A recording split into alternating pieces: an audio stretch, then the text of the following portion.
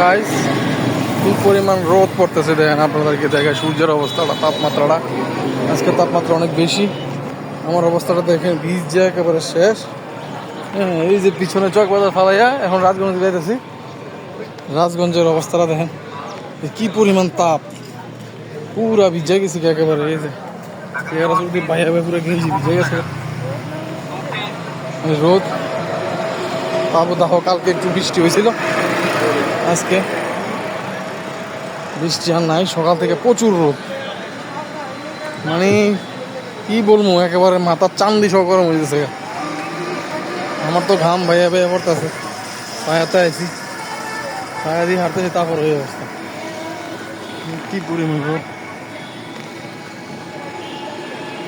মানে রোদের কারণে ঘর থেকে বের হওয়াটা খুব মুশকিল।